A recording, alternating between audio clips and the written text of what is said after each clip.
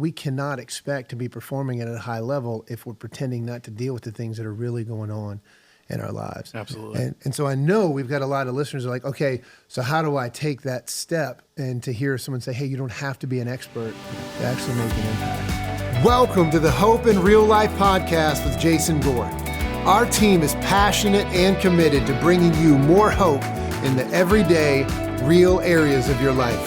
If this conversation and content is valuable for you, please do us a favor. Like, subscribe, and even share. You never know how valuable it could be to share a little bit of hope with someone else. Let's get the conversation started.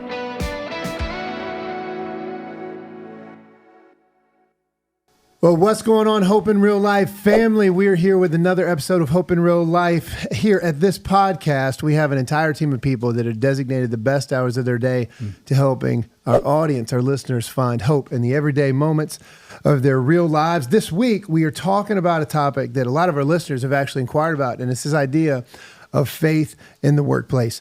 And every single week, every single episode, I try to at least give us a foundational statement to know here's what we're operating around. And this week, it's this idea that spiritual health is a vital part of hope in our lives, and hope is needed in the workplace. And so I'm here this week with Adam Price and Doug Morgan, who are a part of the leadership team of a company called Mako Medical. And just to give you a quick background, Fortune 500 fastest growing company list, Triangle Business Journal Fast 50 award for 3 years in a row, which I don't believe any other company has ever done. I think 2 might be the limit prior to these guys. But let's just start out here in a little bit about you all. And Adam, I know you're one of the founding members of Mako Medical. So why don't we start with you? Why don't you just give us a little bit of background about yourself? Yeah, thanks for having us. So we started in 2014, so full reference laboratory. So if you want to think high level of like who our competitors would be, it'd be like a LabCorp request. So we test everything under the sun from blood, urine, toxicology testing, genetics testing. So we're a local lab. So we're in Raleigh, North Carolina. We do have a lab in Henderson, North Carolina, but we are a full service lab. So we service national hospitals, clinics, different doctors around the U.S. Okay. All right. Doug? Yeah. So I came to Mako about a year and a half ago after the big COVID boom, which I'm sure we'll talk about a little bit, because a new growth strategy got our CEO and COO, Chad and Josh, focused outside the business, on the business, not so much in the business. Yep. And so they needed some leadership, boots on the ground leadership, and they really wanted the culture post-COVID to go in an exciting and new direction. So I came on board about a year and a half ago. Yeah, and just for some context, I know your company really took off during that COVID season. And so can you just shed a little bit of light on what that exactly means and what happened to really bring that into fruition? Yeah, I mean, so when COVID hit, I think it was a race to who could service the need, which was testing, right? Luckily, we were positioned to do that. So our COVID growth personnel-wise, we went from about 300 to close to 2,000 people within 6 months. So, wow. I mean, I don't think there was a day or a minute where we weren't either running samples as a team or trying to hire people.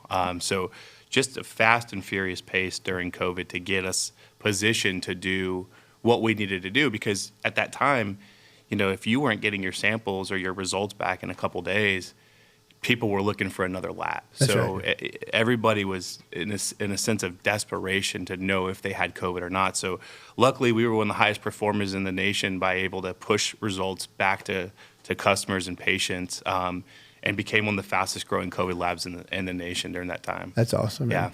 Yeah. Yeah. Well, in a moment, I mean, obviously our topic is faith in the workplace, right? Not lab results and that type of thing, though. But I want to start out. So in a minute, I'm going to ask you, like, hey, what makes you guys experts on this idea of faith in the workplace? Why should we have you on the podcast talking about this? Now, I know the answer to that question, but for our audience. But before we get into that, can you just give just a little bit of why behind Mako Medical? A lot of different things that you guys could have done as founding team members. Like, what made you jump into this, and what's the why behind the organization overall? Yeah, I'll start, and then you could kind of pick me up where I mess up. I'm used to that. Yeah, okay. So when we started, I think the goal was, Chad, our CEO, didn't have a science background, right? There was a very good business person, but no science background. So we didn't have the what quite figured out. So, but the one thing that I think Chad brought to the company that instilled in us as founders was the why. So when we started company, there was 3 things we really wanted to focus on. And we led with those versus saying, let's figure out what and how we're going to test or all those things, or payer contracts, or all the things that make running a lab very, very difficult that probably would have steered us away from this business in the beginning. But leading with the why really helped us to focus on, like, why are we doing this? Like, because, it's not just about a job or testing. It's not the most glorious business. Running lab samples isn't. So the why we started was three real big reasons. One, we wanted to give back to the local community and actually live that out through our giving and time. Obviously, when we were a small company, we spent a lot of that through our time with how we gave back to the community. That changed a little bit during COVID with how we were able to financially support different ministries, outreaches, and programs like that. So the community aspect was huge. I remember, funniest thing, we were doing a Raleigh Christmas parade before our lab even processed one sample. We were doing like community events before. And I remember the funniest thing, but it was cool when people used to see us and they'd be like, hey, I've seen you, because we have a big shark logo. They'd be like, hey, I've seen you at this community event. And they had no clue what we did as a company. And that was really special because it meant that we were having that impact. The second thing, which is kind of what I spearheaded, was the veteran piece. So we really wanted to dive into hiring military veterans and living that out. So at that time, I was running a lot of our operations, and my kind of goal was I wanted to only hire military vets. So I was in the Army for about 13 years total. Got out, was told, man, when you get out of the military, it's going to be the easiest thing. You're going to find all these big jobs. They're going to pay you. Combat veteran, like, they're going to love you. I got out, like, it was crickets. I mean, and my strategy was off. I didn't understand the importance of networking and all those things. I would come home, my wife was like, hey, why are you playing video games again? I'm like, I applied for 35 jobs that day. Like, I'm not getting callbacks, but I applied for a ton of jobs. So I went through that transition and understood that veterans had a lot of good things to offer as far as discipline and a sense of teamwork and a sense of getting the mission done, right? And in the lab world, there's no like, hey, it's snowing, we can't go pick up samples. Like, no, we make it happen, right? So hiring a team full of veterans, I think our logistics team, which was primarily where we started, we had 100% of our team was veterans for the first 4 or 5 years. And now you fast forward, we've been in business now close to 10 years, and we still hold about 70% of our veteran-based team on our logistics department is veterans. So really cool there. And it's allowed us to really plug into different veteran community-based events as well, which is awesome. And then the third thing, obviously, it's just the biggest thing for us was our faith component. So at that time, we wanted to lead with faith and the workplace. Being a private company gave us the ability to do that, but that was something that was important. And how that's lived out, and we'll talk about that probably later, but initially it was really small. So initially what it looked like was a small Bible study with 4 or 5 people. I mean, that was it. And then it was just trying to take some of those principles that are in the Bible and say, okay, how can we lead the company based off of some of those, right? And we knew that if we started the business with those 3 things, and that's what became important, except for the bottom line, except for profit, except for growth and expansion, then no matter kind of what the business threw at us, we were kind of grounded in those 3 things. So that's kind of the why behind what we started Mako for. Yeah, Adam, I appreciate that. Yeah. And what's interesting, if you take 1 and 3 off the list that you just gave, give back to the local community, and 3, driven by a faith component, I think, man, you sound more like a church than a company. I would expect you to sound like that's on the Fortune 500 fastest growing list. So I would say, well done, man. I appreciate you guys' desire to stay true to that. And then on the veteran piece as well, thank you for your service. Yeah, absolutely, man. And man, I'm awesome. thankful for that. Doug, let me ask you this. So that's kind of the why behind the company, right? Yeah. And so you get the faith component. And so for our listeners, for our audience, what makes you all the experts in this conversation on faith in the workplace? That's actually a really easy question to answer. We are not the expert. So I'm sorry, disappoint y'all, maybe cut off the podcast, but we're so not the expert. It's interesting as I think about my own life and I think about Chad's life, that was the beginning. It was awesome that was the why in the beginning. But like in my own life, I used to separate faith and work. I'm talking like it was so opposite sides of the spectrum, especially growing up in the South here. Like you went to church on Sunday, and then the rest of the week was all about me and my profession. And then, story for another day, but then God got a hold of me and showed me how much my faith actually needed to fuel my work. Yeah. But that same story happened to our CEO, happened to Adam's brother, Chad. And during COVID, right before this company blew up, he really gave his life to Christ. He became a Christian, and kind of walking away from that cultural, just know the language and have some of the ways in which you choose on some days to live that way, and really gave his life to Christ. And that's actually when we met each other. We were buddies for about a year. And so just after that, God got a hold of his heart about what this why is a beautiful foundation, but what does it look like to take it to the next level? And that's when he asked me to come and work alongside a bunch of these great leaders for that to be true. So we are not the expert. Yeah. We are we're getting things wrong. We're figuring out the real why behind what it means to be a faith-driven company. And it's really surprising some of the ways we're seeing what God wants us to do there. Yeah, I think this is so important, and I think I appreciate your honesty. In our pre-production meeting, you said that. I was like, man, that's perfect. I think it's probably what our listeners need to hear, because the reality is we live in a difficult world to bring our faith into the workplace specifically. And I know a lot of our listeners probably aren't Christian. Sure. But we're all looking for hope in our lives. But man, right now, it's not necessarily the safest place to talk about your faith in the workplace. When you just look at the media and you see things going on around us. But we do know, we said this at the beginning, we do know that spiritual health is a vital part of our hope. And that's not a Christian belief. You can go to a secular psychiatrist, you can go have a secular professional coach, and they're going to tell you if you don't engage the spiritual side of your life, you're not going to maximize what your true potential really is. And so you hear that. And so we know it's a vital part of our hope.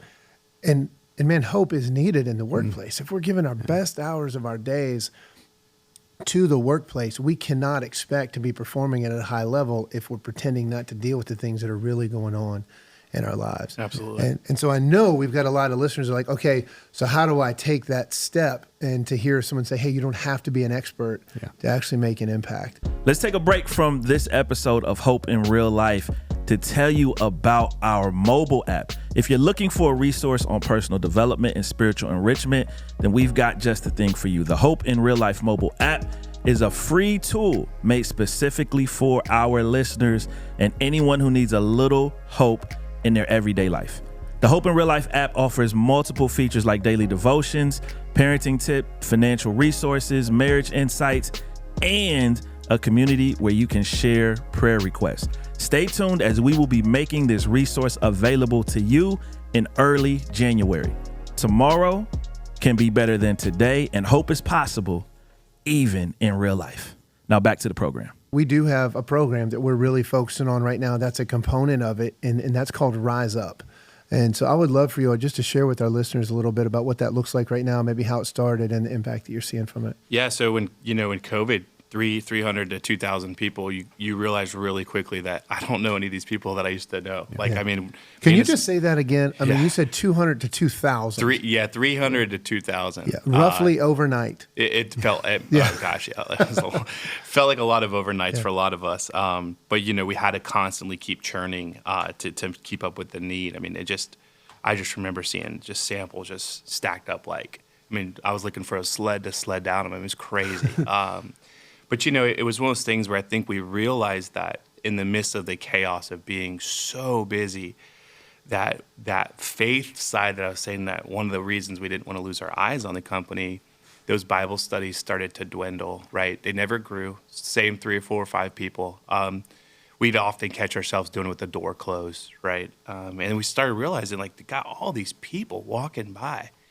And the one thing we all have in common is we all have problems. We all have things we're going through, right? And when you have 300 people, you got that, you expand that to 2,000, those are a lot more problems, right? And a lot more things that no matter where your faith is, you're going through it, right? Whether it's a bad relationship, whether it's financials, whether it's a death, it's something that somebody's going through. So I think that was one of our things we realized with the beginning of Rise Up, was that how do we cast a larger net, right? How do we how do we get more people and connect with them on a relationship level so they can kind of see hope, right? Because at that time, we're so busy.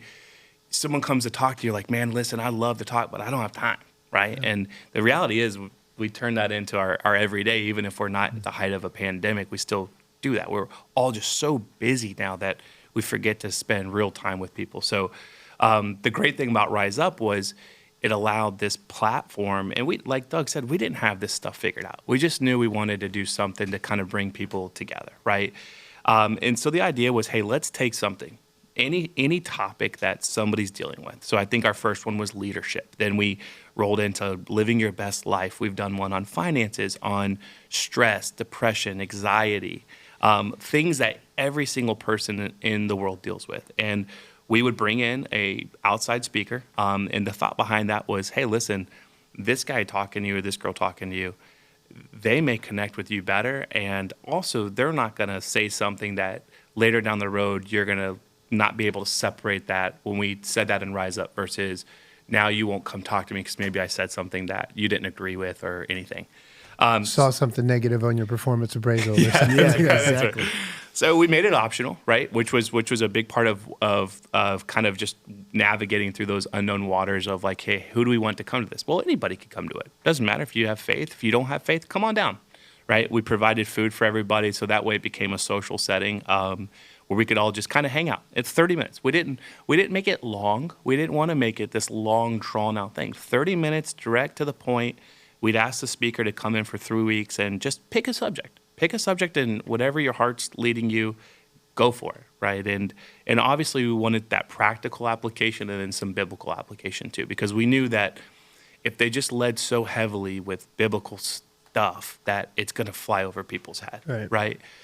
So we wanted there to be, but we didn't moderate how much of 60% biblical, 40% practical, which has been so cool to see the progression of. We've been doing Rise Up now. I think we just finished our 14th session this past Wednesday, yesterday, and it's been so cool to see how different speakers will take a topic and open up, whether with their testimony or something that they're going through in their life, and instantly these connections start being made with our people that are down there. So Rise Up, yeah, we've been doing it, and it's just been awesome to see God use that as an overflow to bring people down there and just go to work. I mean, it's cool. It's been a really fun thing to be a part of, and we're gonna keep going. And what we've realized through this past year and some changes, that this model could be replicated in any small business, any business. It's just you got to start somewhere, and we haven't figured it all out. We're still tweaking. We're still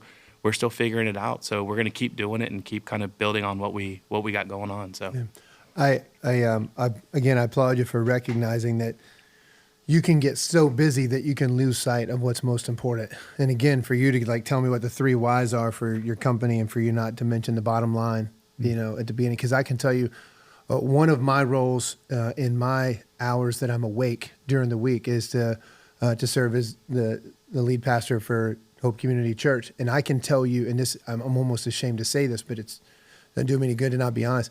We can get so busy on a church staff that we can actually forget to invest in ourselves in the right ways. Sure. And so we have to set aside intentional time every week for staff meeting. And I tell you what I've found is you can program all you want to, and those are great. But usually the first half of every staff meeting is like wins, celebrations, what's going on. And people can get up and talk about what's going on in their ministry or what's going on in their life and ask for prayer. Yeah. And those times where someone just asks for prayer and people come up, and then when you see God answer prayers and you celebrate it, those unplanned moments that we set aside are more powerful than anything and more beneficial than just about everything that we program.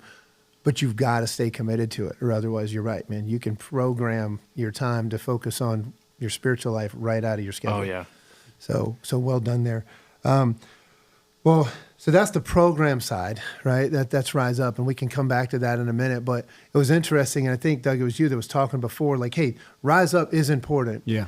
But you've got the program, but if you really care about this, you've also got a relational component with your employees. Yeah. And while the program's important, the relational side might even be more important Can you talk about that? Absolutely. So you just talked about, how you can sometimes get distracted by the programs and focused. I came in a year and a half ago, and it was my mind, my dreams, all programs, all these awesome things we're going to do. And I'm not saying they're not going to be a part of what happens, but I quickly learned, I feel like God quickly taught me that people don't want to hear about programs and external giving and generosity and ideas and ministry.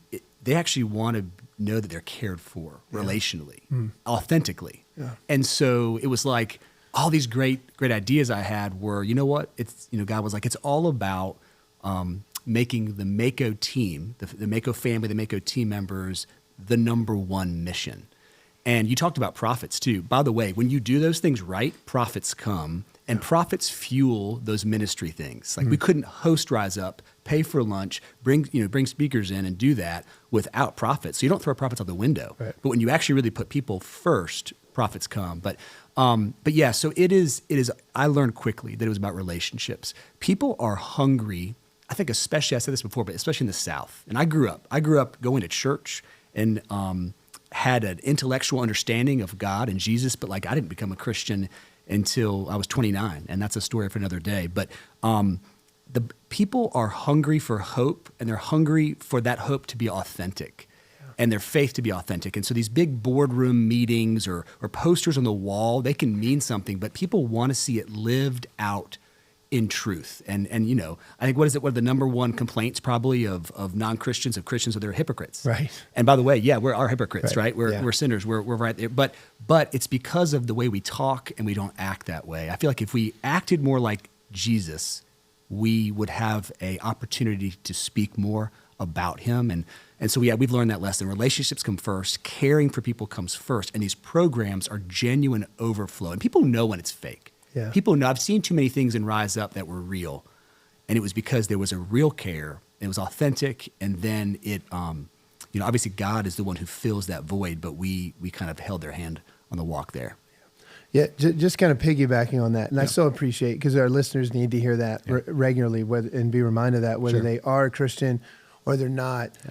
Those of us that say we are Christians, we're still imperfect. But we do have a responsibility to do our best to live as Jesus would call us to live. Absolutely. But and along those lines, you said, because I'm sure there's some of our listeners that might hear this. Maybe they're business owners, maybe they're business leaders, maybe they're entrepreneurs and their company's growing. And they want their company or their industry or their team to be faith-based. Yep. But they've got these thoughts, man, but there are some liabilities. There are some concerns. And one of the ones that you mentioned was, what if there's this sense of this quid pro quo type idea of, well, if somebody comes to my Bible study or to my program, then maybe they have a leg up over somebody else on the team. And you had something really unique to say that. So I think that does exist in some ways. People, man, I know my motives are all jacked up. I'm always having to correct and pray through my motives. Just the other day, I was texting to pray for someone, and I felt like God was like, "You're doing that, so they know you're praying for them." I'm like, man, I am such an imperfect guy. But so the funny answer to that is, for me, when I find out someone is a genuine Christian, on the leadership team, for example. We talk about our faith, we share it, and I come to find out, man, this person really is, living for God. I actually hold them so much more accountable to a new standard. There is not the favoritism club. If anything, they are going to have to live to a new expectation of what it is to love in truth and love. Because leadership's hard, right? So some people all just want to be. It's all about performance. It's all about just here's the feedback, but it's got to be done in love. And then some people just don't want to say those hard things and just care and be compassionate, but it's both. And Jesus totally modeled that better than anybody. He spoke truth to those people, but never let them accept a lesser version of who he knew they could be. And so he would say, hey, no, I don't condemn you, but go and sin no more, and those. So it's one of those things where I actually, there is definitely no favorite club. If you thought that, you're going to be sorely misunderstood once you come, because I'm going to hold you more accountable for living more like Jesus, which is a hard thing to do. Yeah. So many things I feel like we could talk about right now, but I want to make sure that we have time to hit this. So if we've got an audience member, a listener who's thinking, okay, I know that spiritual health is a vital part of hope. We need more hope in our lives, and we know that hope is desperately needed in the workplace. So I want to take an action step. what could that look like? What's a simple action step that somebody can take away? They don't have to be an expert, but they can actually take that first 1 or 2 steps towards bringing this to life. I'd say first off, if it's better for them to admit they're not an expert first, and then it'll probably go better. But I would just say God is at work in the triangle. He's at work in our world, right? He's doing the work, and it's us to notice where he's working and come alongside. So the quickest, the first thing I'd say is, hey, ask God to show you where he's at work. Yeah. Like, where is he? Whose life is he at work in? We had one single mom at Mako who you could just tell there was a lot of tension and it was hard, and she was having to balance a lot of different things. You could just tell she was hungry for some support. And so someone's eyes and heart were open to that. She came to Rise Up, and she got the support from some folks, some team members and coworkers there. And the story is pretty amazing of how she's opened up to the Lord and is doing incredibly well after it was just a need that was met. So I would say, one, ask God to open your eyes, spiritual eyes, to see where he's at work. That's the first one. Be willing to be bold, but with gentleness. Yeah. Because people, if it's not going to be authentic, then don't do it. I actually would rather you do nothing than to do something that wasn't authentic, because that is not what the world is hungry for. Or in a way where you seem like a jerk. 100%. Or even just, that you're all about, we lose sight. We all want formulas. Like, that's man's problem, right? We all want a formula. And so we want these formulas instead of doing the hard work, which is, daily seeking out, to see where God's at work and coming alongside and being interrupted. So that'd be the beginning point for me. I just think it's, before you even get to the point of like trying to develop a program, which I think you can do. And I think Doug's right. I don't think you should like constantly delay, like when we fix this or when we get to this phase, then we'll do a Rise Up or a Rise Up type program. But I do think one of the things, especially for leadership, that you have to constantly analyze is like, are you loving people? Like, are you truly investing in a relationship? Because at the end of the day, people that come down for Rise Up, right? Like, if we didn't have that relationship there, and I said, hey man, we're about to do Rise Up, cool. They're not coming. They might come grab some free food, but they're going to go right back up to their desk. So I think we have to, it's so easy to talk about, but man, we just get so busy. And it's like, I remind my guys underneath me, I'm like, you got to be aware of like your body language. Like, is your door closed or is your door open? Like, when people come in, are you on your phone or you're off your phone? Like, those little things are those little things that are either going to stop a relationship from growing, or they're going to allow it to flourish and grow into something. And then as it grows, you start to realize there's that common ground. There's, hey, oh wait, you're going through this? Well, I went through this. Let me show you how I navigated it, right? And then it makes going to Rise Up or a program even easier, because now you have buy-in, because people, they don't see it as this like heavy push of the gospel in my face. They see it as like real people talking about real things. But the beautiful thing is, when they get in there, all the speakers, they all point it right back to Jesus, right? The hope of all of those problems points right back to Christ, which is a beautiful thing. So this is what I'm hearing. If I'm taking notes, I'm hearing what are some steps? One, or maybe these are values to carry. Mm-hmm. One, I'm hearing people over programs. Two, I'm hearing look to God for what he's already doing. And then third, let's be bold, but do so with gentleness. Yeah. The Bible says, I think it's 1 Peter 3:15, it says, be ready to have a reason for the hope that you have. But it also tells us to do so with gentleness and respect. So, gentlemen, I appreciate your time, man. I'm so grateful for what you're doing already and for how you really are. You're making the Triangle a better place. You are bringing hope to the Triangle, not just in your workplace, but the way you're investing in the community. I'd normally try to ask 2 questions. I know we want to wrap up here around 30 minutes, but 2 quick questions. First, what are you most excited about in your life right now? And Doug, maybe we'll hit you with this one. Yeah, sure. So I got a 16-year-old son, junior. We just went on a bunch of college tours. And for him to see him kind of step out in faith on his own and think through, okay, this is a decision, this is a big decision, and God has a plan for me. And for him to be talking about like that he's praying about things or seeking where God may be at work that he's calling to him to at 16, as you think about launching him out into the world. Just the fact that he'd be hungry to see how God wants to speak into where he goes to college and how I can maybe start taking coach sideline coach role, which in some ways is hard for dad to admit that I need to do that, but sideline and watch him to pursue that's really exciting. So loving it. And then Adam asked this question: 5 years from now, what do you see? What do you look out with hope-filled eyes and see in front of you? There's a couple things for me. One, like I would love to see Rise Up kind of take plant in other businesses in the Triangle, because I think what's building, right, this network of speakers, some of the logistical things that anyone would have to work through, like we've kind of worked through some of those things and we're learning through the way. So I think just seeing that other business leaders saying, I want to do that. I'm going to do it, and maybe I do it at a small level, but I'm going to step out. I want to try something like that. So seeing that rise ups in other business would be a really cool thing. Because I know like all of our speakers have been so excited about it, and they always tell people, and they bring people, and they come back and see us. So I know they would love to pour into other businesses that are doing it. And then one way that I'd love to add to this, shameless plug here. To have my hair? No, not your hair. Is I'm opening a business, a family entertainment business in Wendell.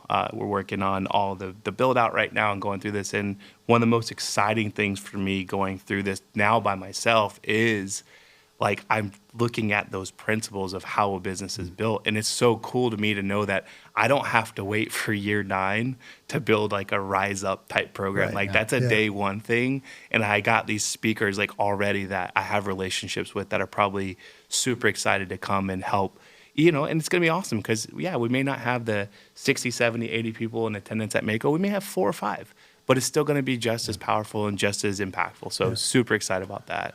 Well, listen, you said that you would like to see this Rise Up build out. This whole episode is around faith in the workplace. And so I'm going to go out on a limb and put you guys on the spot. If you agree to do this after we press stop on the record, we'll have some type of contact info down in the 100%. show notes where our listeners could reach out to you, maybe get some ideas. We'd love to be a resource for people. Absolutely. Yeah. Okay. Well, to our listeners, thank you all for tuning in this week. Again, spiritual health is a vital part of having hope in our everyday moments in our real life, and hope is desperately needed in the workplace. I hope this has been valuable for you and how you can apply these principles to your life.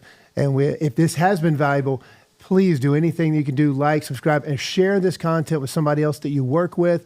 Maybe you guys can partner together to bring a little bit more faith in the place where you spend the majority of your time, sun up to sundown. We love you guys. Look forward to seeing you on the next episode of Hope in Real Life. Gentlemen, thanks for being with us. Thanks, man. Thanks for having us.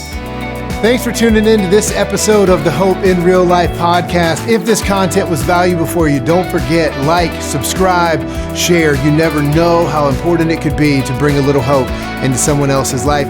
There's even a place here for you to comment. We would love to hear from you and hear your feedback. Until next time, let's keep sharing hope.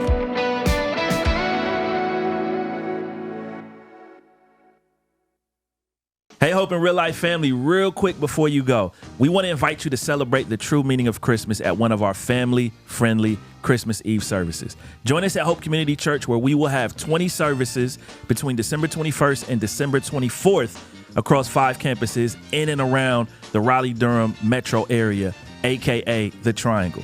Each service will feature carols, candles, cocoa, and all the Christmas cheer. Bring your kids, your friends, or your coworker, or even the single mom down the street, or the guy next door. We could all use a little hope for Christmas. Let us know you are coming by visiting gethope.net/Christmas and grabbing free tickets. One more time, that URL is gethope.net/Christmas, or you can click the link in the description. If you can't make it in person, we'd love for you to join us at gethope.tv. Merry Christmas.